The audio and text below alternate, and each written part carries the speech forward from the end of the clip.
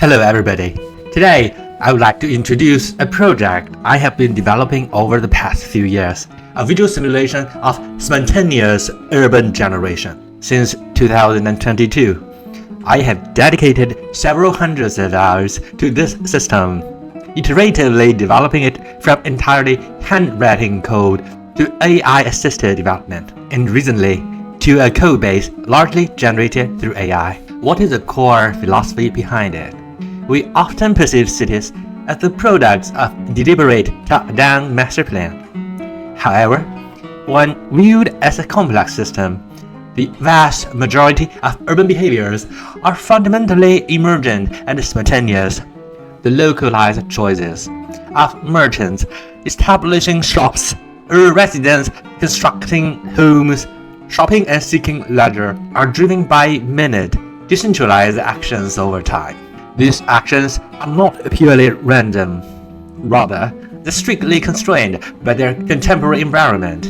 This encompasses both the immediate physical geography and the historical context accumulated from all prior human activities.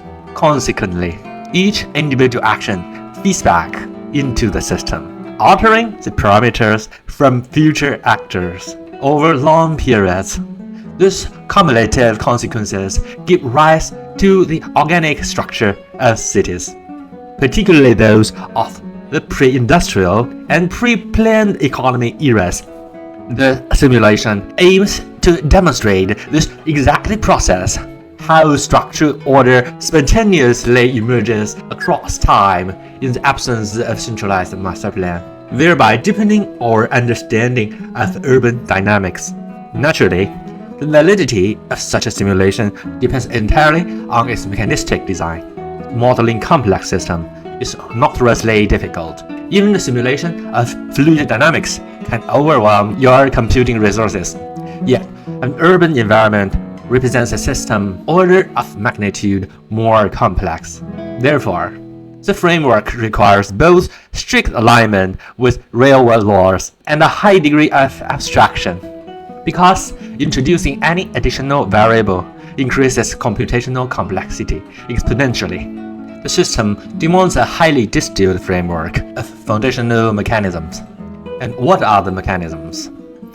The backbone of the simulation relies on 5 interconnected components. The first one is the terrain data. The simulation initializes with landscape data, which can either be procedurally generated via noise or extracted from empirical geographical resources. This dataset includes elevation profiles on water levels. Furthermore, because the spatial score of the simulation is finite, randomized cross-regional connection nodes are established as a boundary to model interaction between the internal space and external environment. The second is about land value computation. Utilizing the underlying terrain data and basic mathematical formulations, the system dynamically computes localized land value layers. These values include agricultural value, determined by slope gradients and proximity to water resources; defensive value, determined by the relative elevation of a cell compared to its immediate surroundings; and commercial value, calculated based on traffic volume along adjacent roads, which is influenced by both intra-regional and interregional transit. The next are occupational archetypes. While real-world occupations are vastly diverse, I have abstracted them into 3 primary categories: farmers, merchants, and nobles, by nobles representing military and clerical classes. Each class exhibits distinct spatial preferences. Farmers occupy land with high agricultural value, merchants target land with high commercial value, and nobles prioritize defensive value, weighted alongside agricultural and commercial considerations. Additionally, both merchants and farmers exhibit a preference for areas that offer localized neighborhood security. Then, we talk about sequential settlement loops. Within the simulation, agents settle sequentially. The placement of each new resident dynamically alters the system's underlying value landscape. They project security to their immediate surroundings. A trait particularly pronounced in the noble class, the presence of this agent increases traffic volume on the roads they utilize, thereby elevating local commercial value. Conversely, farmers physically occupy land parcels, reducing the availability of agricultural space for subsequent agents. Last but not the least, pathfinding system. It serves as another critical component, where varying parameter configurations use entirely distinct urban morphology. For instance, penalty imposes on traveling uphill and downhill directly modulate the utilization of elevated terrain. Similarly, the costs assigned to water transit and the changes of transportation models dictate the development density of waterfront zones. It has been through 3 major iterations. I started building the simulation in the second half of 2022 and worked on it through 2023. Most of the mechanics I just described were already in place by the end of that first pass. The grid was orthogonal, 3,600 cells, with terrain generated from polynoids. I built a basic visualization layer in P5.js. Contour lines were drawn with marching square algorithm. The value layer was visualized directly. Pathfinding allowed nice smooth steps. You could enter a custom random seed, and there was an auto simulation mode.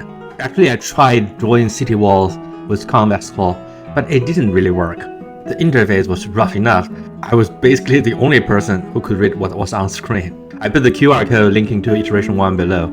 In the second half of 2025, I did a much more thorough rewrite, largely driven by the need to present it at a public event. I switched to hex-bordered irregular quadrilateral grid that Oscar Stauber uses in his game Townscaper.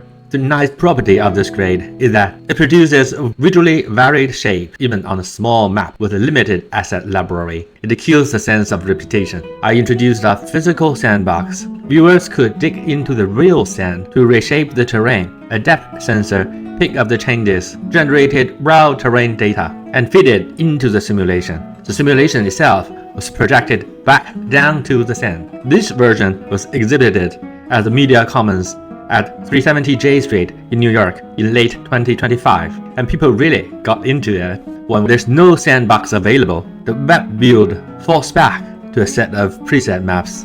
I hand drew a large asset table describing the relationships between the cells. The key point is, I don't design buildings, I design the context, what a building looks like. It's determined entirely by what surrounds it. So the city plans the simulation produces are, in the real sense, 100% contextualism.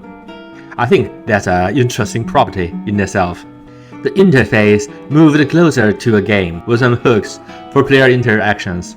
Having AI-assisted coding with this kind of feature work much faster to build. I put the QR code linking to this iteration here.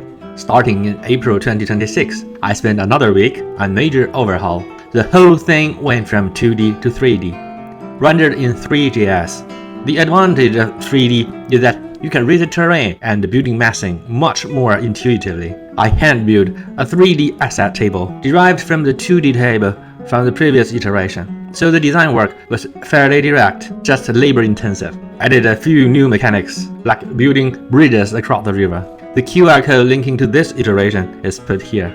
That's a short tour of where the project stands today. There's plenty more to do from here. On the mechanics side, I could add phenomena around property rights, claiming, and the trading of ownerships.